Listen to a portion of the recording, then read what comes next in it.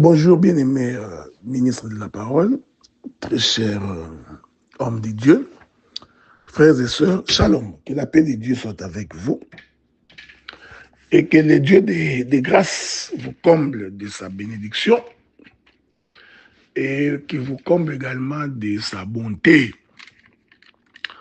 Nous voudrions entamer notre deuxième partie de notre intervention sur la position géographique de la création d'Adam et Ève. La semaine passée, nous avions déjà abordé la question sur la formation d'Adam. Aujourd'hui, nous allons aborder la seconde partie qui porte sur la formation d'Ève. Et je crois, le Seigneur aidant, nous allons très très bien marcher dans la Bible. Alors, je voudrais que nous prenions le livre de Genèse. Il est important d'abord de retenir que nous sommes en train d'enseigner. Nous sommes véritablement dans le doctorat et l'enseignement est très différent de la prédication. La prédication, c'est généralement ce genre d'intervention qui porte sur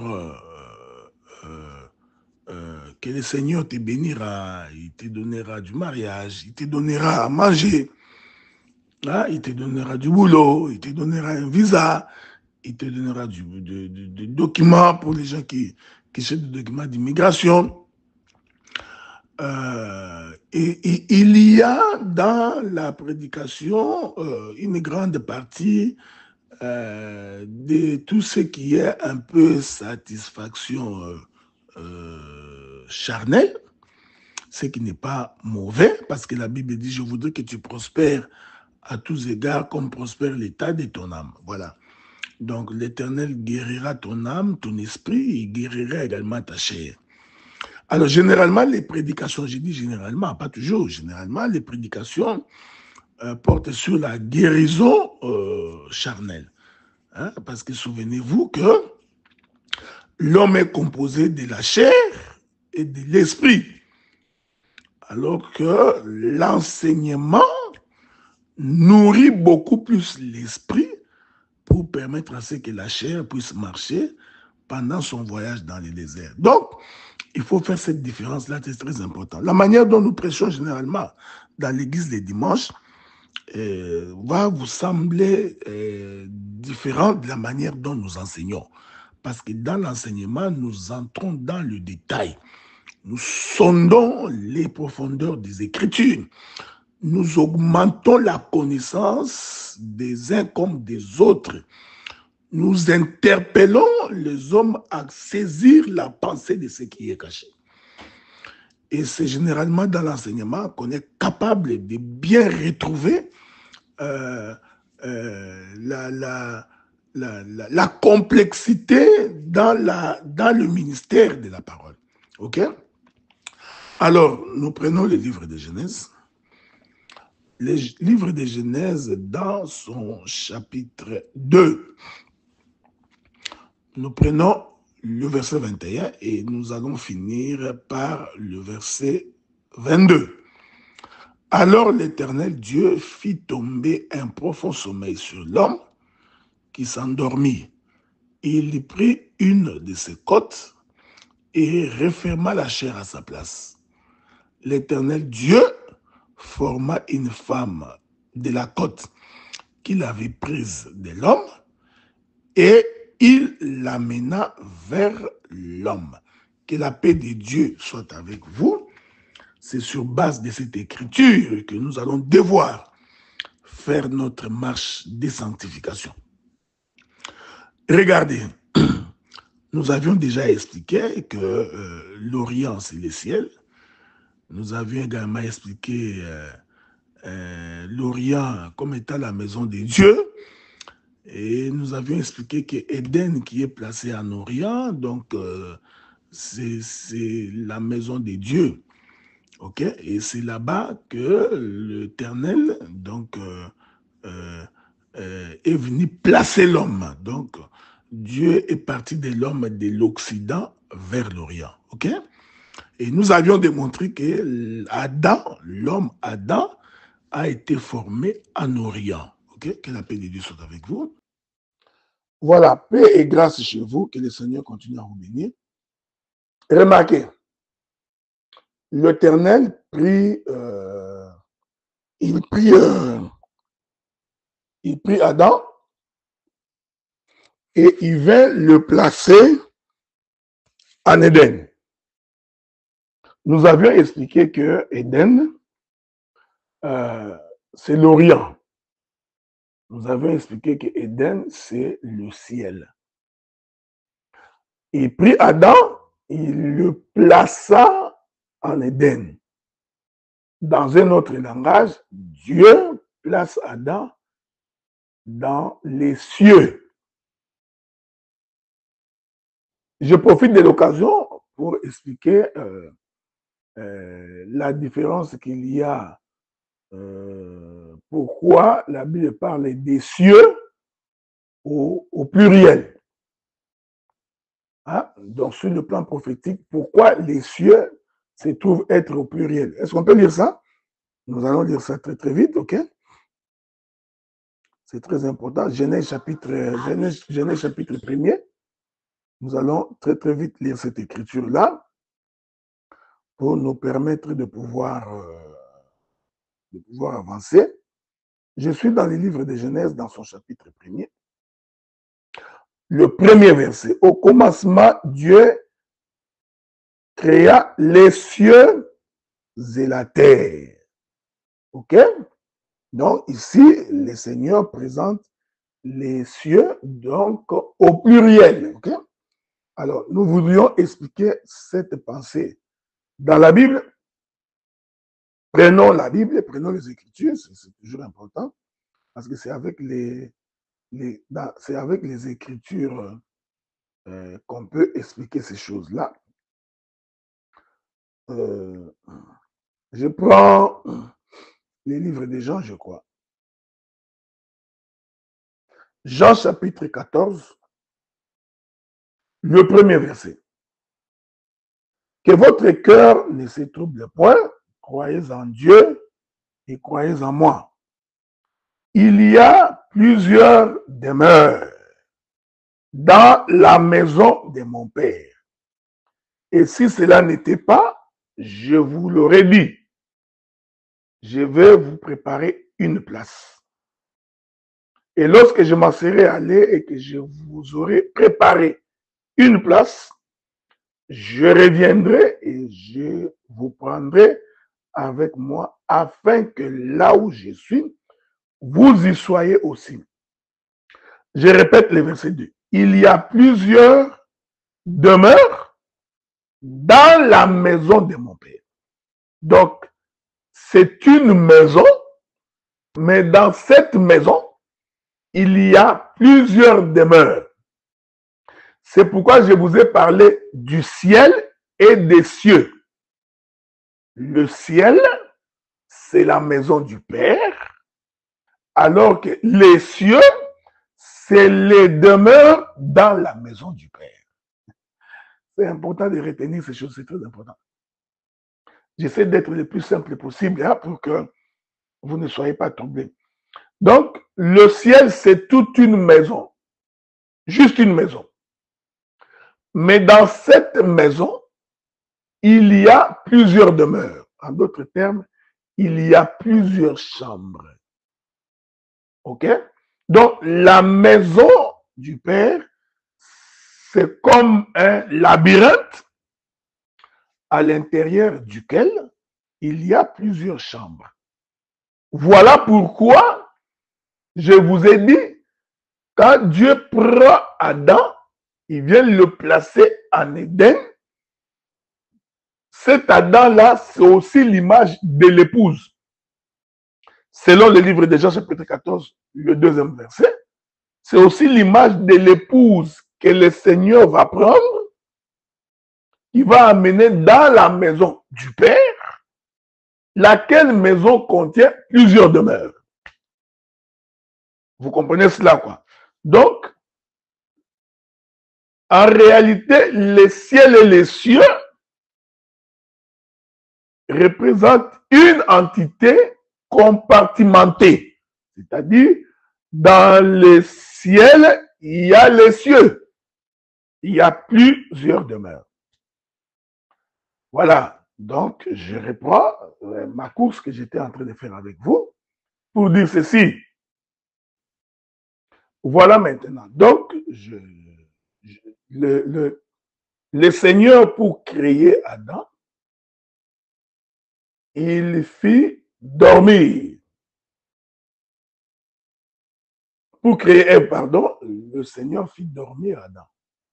La Bible dit, Dieu frappa Adam d'un profond sommeil. Et comme vous savez, d'après les livres de Jean, le sommeil, c'est la mort. C'est donc que Dieu avait dit à ses disciples, allons réveiller notre ami Lazare qui dort, alors que Lazare était mort. Donc, lorsque nous parlons de la mort, nous parlons du sommeil. Donc, quand la Bible dit que Dieu frappe Adam d'un profond sommeil, comprenez tout simplement que Dieu vient de tuer Adam. OK? Alors, quand il tue Adam, il va donc retirer la côte dans le corps d'Adam et l'Éternel va voyager avec cette côte. Je reprends, c'est très important. Dieu prit la côte, il voyage avec la côte. Il a fait le déplacement avec cette côte-là. Bon, en d'autres termes, il a fait le déplacement avec les os ou l'os. Il arrive quelque part, il va autour de cette côte, Dieu va faire recouvrir la chair. Il va la renfermer de la chair. Une fois qu'il la renferme de la chair, il prend maintenant Ève et la ramène vers Adam. C'est l'écriture que nous avons lue. C'est-à-dire, Dieu amena Ève vers Adam. Remarquez, Dieu va répéter le même voyage qu'il avait fait avec Adam pour aller placer Adam en Éden. Voilà pourquoi j'ai dit, lorsque Dieu prit la côte et qu'il va faire la femme Ève en renfermant la chair tout autour de cette côte, l'endroit où Dieu est allé former Ève, nous disons encore une fois, c'est l'Occident. Pourquoi nous disons que c'est l'Occident? Premier élément, parce que Dieu l'a amené vers Adam. Adam s'est trouvé où? Adam s'est trouvé en Éden. Éden est où? Éden est en Orient. Donc, le Seigneur, en amenant Ève, va nous attester qu'en réalité, il avait aussi formé Ève en Occident. Mais regardez, nous avions défini l'Occident comme étant la terre. OK? Par rapport au fait que le Seigneur est venu mourir sur la terre. Et lui, comme le véritable soleil, qui vient se coucher sur la terre, c'est-à-dire qui vient mourir sur la terre, alors que la nature nous enseignant que le soleil se couche en Occident, nous avons donc la confirmation que c'est en Occident, c'est-à-dire que le Seigneur est venu mourir. Or, l'Occident, c'est la terre. On est ensemble. Aujourd'hui, l'Église se trouve sur la terre. Et cette Église qui est sur la terre attend l'enlèvement. Elle attend que le Seigneur vienne la chercher. Pour l'amener où? Pour l'amener dans les cieux. Pour l'amener dans la fête des noces. pour l'amener dans le ciel. Donc, aujourd'hui, l'Église est comme Ève qui est en train d'être formée. Présentement là, nous sommes en train de former Ève. En réalité, chaque fois que nous prêchons, nous sommes en train de rassembler la poussière de la terre. Et ce rassemblement-là, c'est la construction de Ève, ou c'est la formation de Ève. Je vais répéter ça. Écoutez attentivement, parce que je voudrais dire quelque chose de très profond. Joseph dit ceci. Joseph dit aux enfants, à ses frères, je voudrais que nous lisions cette écriture-là. Nous allons nous excuser pour la voix parce que on était au culte hier, donc on a un peu perdu la voix. Joseph dit quelque chose d'important dans les livres de Genèse. Laissez-moi trouver ces écritures-là.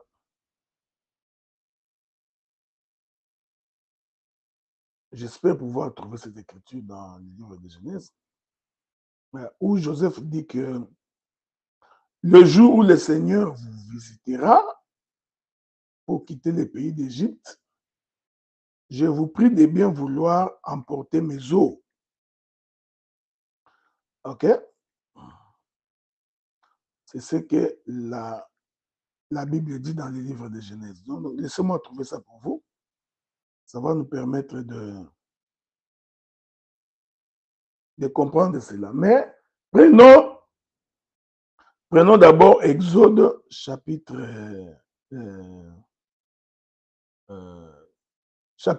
13. Exode chapitre 13, le verset 19. OK? Nous prenons Exode chapitre 13, le verset 19. Exode 13, verset 19. Lisons. Les Écritures disent ceci.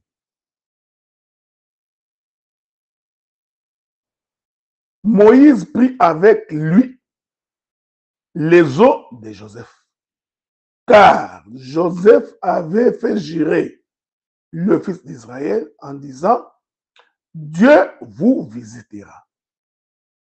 Vous ferez remonter avec vous mes os loin d'ici. Je réponds. Moïse prit avec lui les os de Joseph, car Joseph avait fait jurer le fils d'Israël en disant que Dieu vous visitera, vous ferez remonter avec vous mes os loin d'ici. Je répète, cette écriture confirme que partir de l'Égypte vers Canaan est une montée.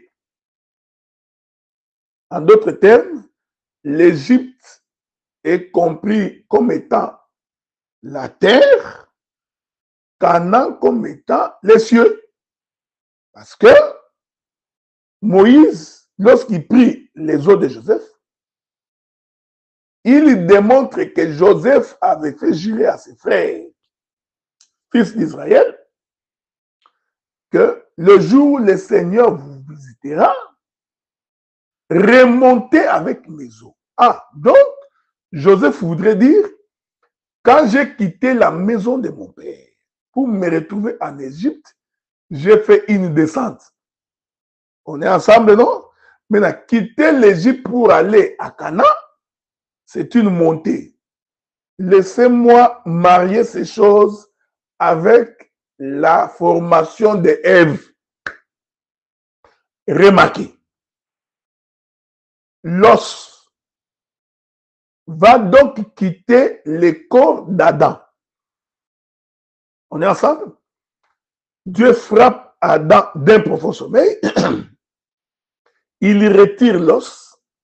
Il voyage avec l'os pour aller former un corps tout autour de cet os. Et nous sommes en train de dire, cet os-là qu'on a retiré dans le corps d'Adam, c'est Joseph séparé de son père. En d'autres termes, c'est le fils bien-aimé d'Adam. Que la paix de Dieu soit avec vous. Car il est écrit, Joseph, c'était le fils bien-aimé de son père. Parce qu'il aimait Joseph, parce que c'est le fils qu'il avait eu dans sa vieillesse. Donc, Joseph, c'est l'expression de la vieillesse du père. Or, quand nous parlons de la vieillesse du père, nous sommes en train de parler de sa mort. Est-ce qu'on est ensemble? Non, oui. Parce que quand on devient vieux, c'est-à-dire qu'on est mort quant à la chair. Je vais prendre une écriture pour expliquer ça. Vous allez me supporter un peu parce que c'est comme je dis, ce que je dis est très, très profond, hein, très profond. Pourquoi j'ai dit que la vieillesse, c'est la mort du corps? Ce n'est pas moi qui dis. Jésus, regardant Pierre, il dit à Pierre, quand tu étais jeune, tu conduisais tes pas comme tu voulais. Mais quand tu deviendras vieux, on te mettra la ceinture à la hanche et on t'amènera là où tu ne veux pas. Qu'est-ce que Jésus voulait dire? Il voulait dire, quand tu étais encore homme charnel, tu conduisais tes pas comme tu voulais. Mais quand tu seras mort au péché, ok, pour devenir une nouvelle créature, c'est-à-dire le vieil homme est mort, une nouvelle créature, tu deviens une nouvelle créature, c'est-à-dire que tu as le Saint-Esprit. Maintenant, tu ne seras plus conduit comme tu veux, c'est le Saint-Esprit qui te conduira. Ok? C'est comme ça que Paul pouvait dire, ce n'est plus moi qui vis, c'est-à-dire que moi, je suis mort. Celui qui vit en moi, c'est Jésus qui vit en moi. Donc, la vieillesse, c'est aussi l'image de la mort. Voilà pourquoi celui qui est mort ne vit plus par lui-même, il vit par l'esprit. Je répète ça parce que c'est très important. Je rentre quand Dieu est en train de retirer la côte. Je voudrais dire aux gens, aux personnes qui nous suivront, que Genèse est une prophétie. C'est très important. C'est-à-dire que ce n'est pas une chronologie historique des faits. C'est une prophétie. Ce n'est pas dit que parce que j'avais... Voilà, donc j'étais en train de dire, c'est très important ce que je disais. J'étais en train de dire que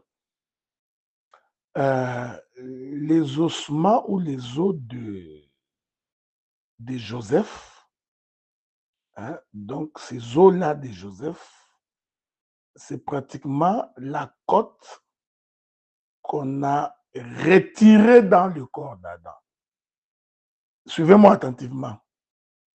Parce que Dieu, en retirant la côte, quitte Éden, donc quitte le jardin, il va quelque part pour aller former Ève.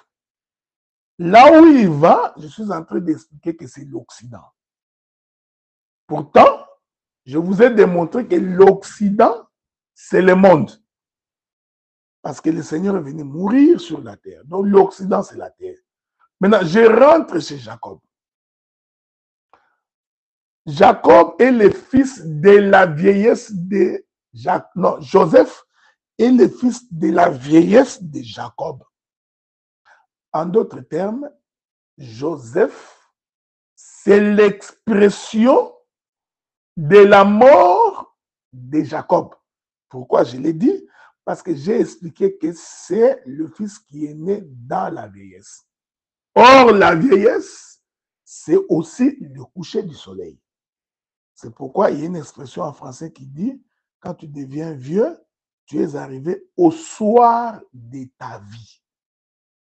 C'est ainsi que tu comprendras que sur la croix, quand Jésus mourait, en réalité, c'était la vieillesse du Père. C'est ainsi que lorsqu'il rendit l'âme, les ténèbres se sont abattues sur la surface de la terre. C'est-à-dire que le soleil s'est couché. Est-ce qu'on est ensemble, non? Suivez-moi attentivement. Donc, sur la croix, c'était la vieillesse de Jacob.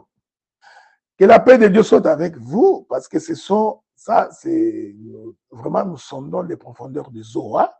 Nous sommes véritablement en train de descendre. Et ça, là, si tu n'as pas l'intelligence, tu auras des difficultés pour nous saisir. En fait, sur la croix, c'était la mort du Père.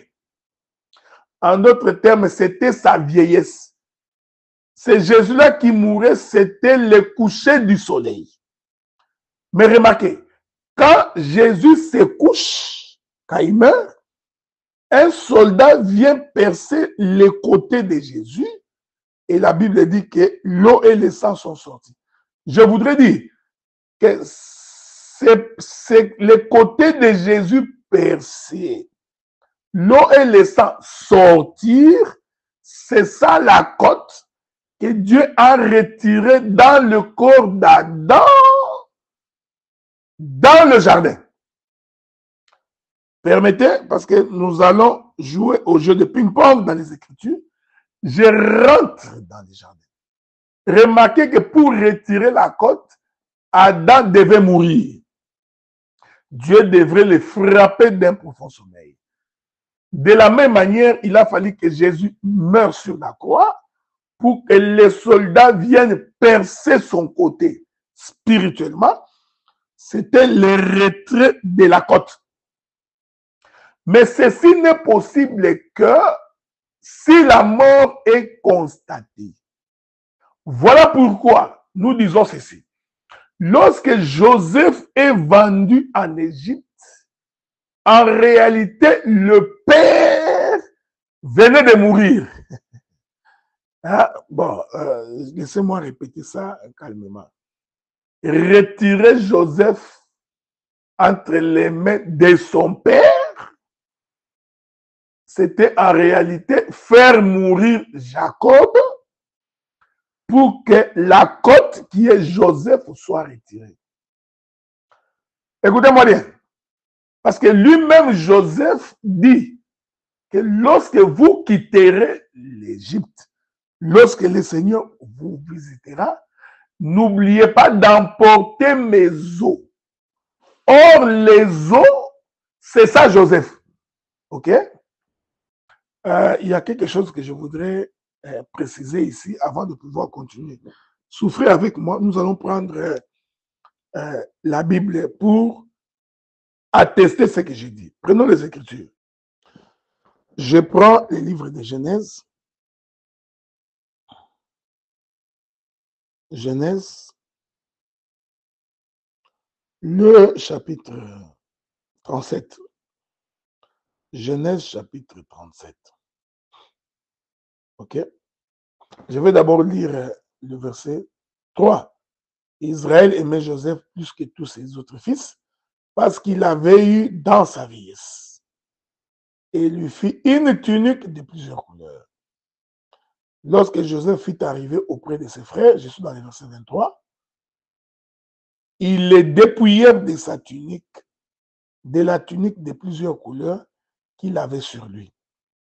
Ils prirent la tunique de Joseph, ayant tué un bouc, ils plongèrent la tunique dans le sang. Ils envoyèrent à leur père la tunique de plusieurs couleurs, en lui faisant dire, voici ce que nous avons trouvé, reconnais si c'est la tunique de ton fils ou non. Verset 33.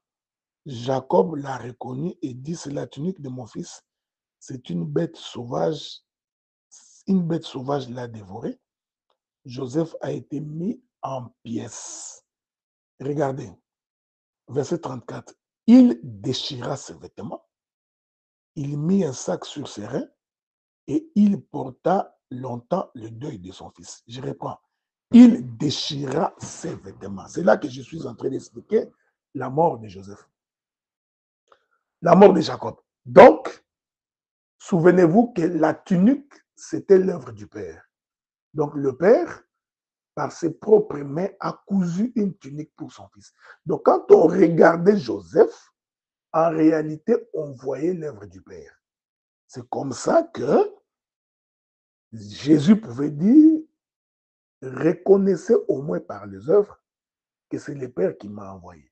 Ce que j'ai fait, je ne le fais pas par moi-même, c'est le Père qui le fait en moi. OK? Donc, quand on regardait Joseph habillé, on comprenait que c'est Joseph-là qui est habillé, son vêtement témoignait l'œuvre du Père. Voilà pourquoi, même ses frères, lorsqu'ils l'ont dépouillé et qu'ils ont mis la tunique dans le sang, en renvoyant la tunique chez leur père, ils savaient que lorsque le père verrait la tunique, il reconnaîtra ses propres œuvres. Vous comprenez? Maintenant, quand Jacob reconnut la tunique, la Bible dit qu'il déchira ses vêtements. Or, le déchirement de vêtements, c'est toute une mort. Je précise. Donc, le départ de Joseph, c'est le déchirement du vêtement du Père. Je prends un autre témoin de l'Écriture pour attester cela. Remarquez que lorsque Jésus mourit sur la croix, lorsqu'il rendit l'âme, nous disons que cette mort de Jésus, c'est Joseph qui s'en va en Égypte. OK? Oui. Mais quand Jésus meurt sur la croix, la Bible dit que les vêtements, donc les rideaux du temple, se déchirent. Or, le temple, selon les livres des Colossiens, c'est Dieu lui-même. Selon les livres d'Exode, le temple, qui est aussi le tabernacle, c'est le corps de Dieu.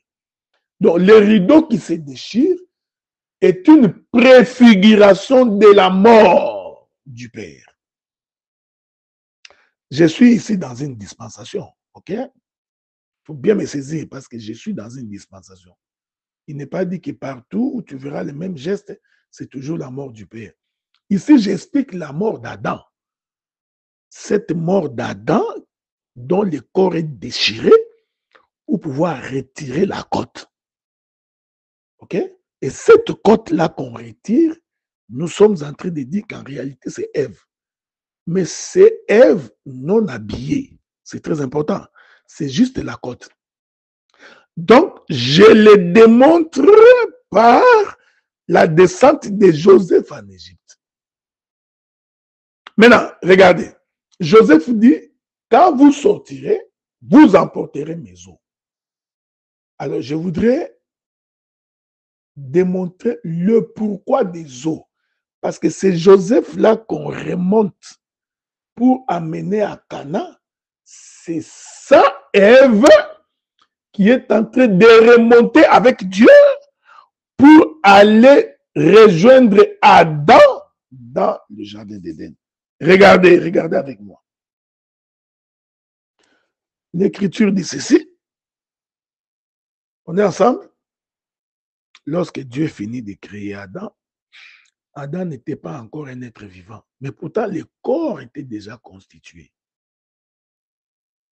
Et Dieu souffla dans les narines d'Adam, et Adam devint un être en mouvement.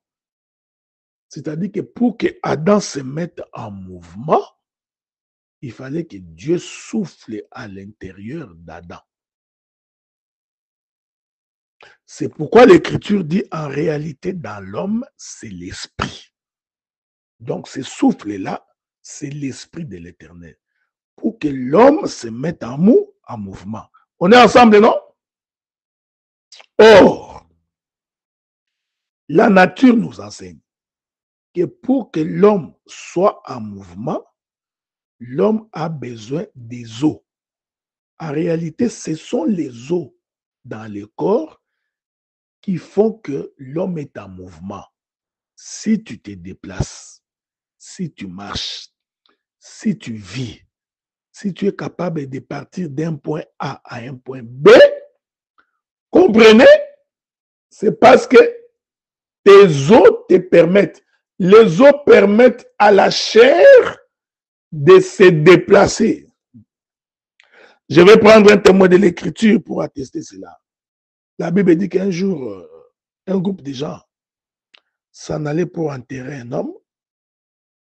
Et pendant qu'ils s'en allaient pour enterrer un homme, ils ont été attaqués par l'ennemi.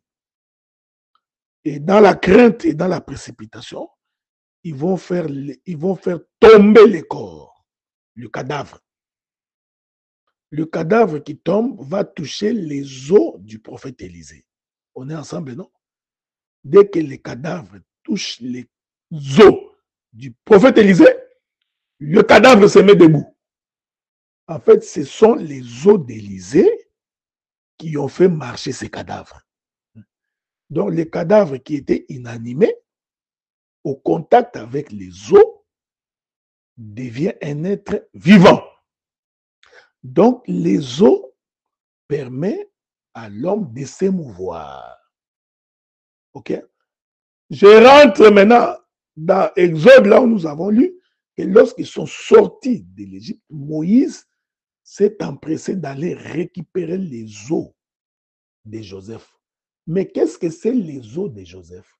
Les os de Joseph, c'est l'esprit qui permet à Israël de marcher dans le désert.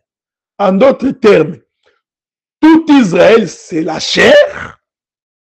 Les os de Joseph, c'est ça l'esprit dans la chair. Je vais répéter ça parce que c'est ici que nous allons comprendre les lieux de la formation de Ève. C'est-à-dire que sans les os de Joseph, Israël ne peut pas se déplacer.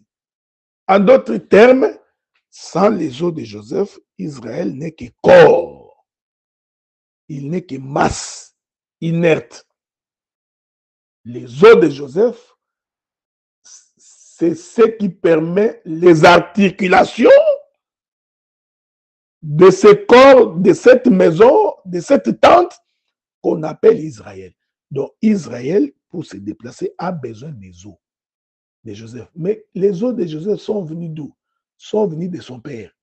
Il a quitté la maison de son père, il s'est retrouvé en Égypte. Maintenant, en Égypte, en réalité, Israël qui sort là, c'est Joseph. Mais Joseph, pour sortir, il a besoin du corps d'Israël et de ses os. On est ensemble? Or, ce rassemblement-là, avec les os de Joseph, s'est fait en Égypte. Et je vous ai dit que l'Égypte, c'est la terre, parce que Joseph avait dit à ses frères israélites de le faire remonter, c'est-à-dire partir du bas vers le haut. Donc, nous comprenons que c'est Israël qui sort avec les os de Joseph. C'est quelqu'un qui marche de bas vers le haut. On est ensemble, non? Ainsi, nous comprenons que lorsque Dieu prit la côte d'Adam, qui est l'image des os de Joseph, il va l'envelopper de la chair. C'est ce que l'Écriture dit. La chair enveloppée là, c'est ça la maison d'Israël. C'est ça Israélite. Tout autour des os de Joseph. Mais ce n'est pas fini. Il faut qu'il remonte. Voilà. C'est comme ça que l'Écriture dit, Dieu amena Ève vers Adam. Adam est où? En Orient, c'est-à-dire dans les cieux. Adam est où? En Éden. Ah bon, j'ai saisi que l'Éternel qui marche avec Ève pour l'amener vers Adam, il est donc parti de l'Occident vers l'Orient. Paix et grâce chez vous. Atterrissons. Atterrissons aujourd'hui. Nous allons atterrir.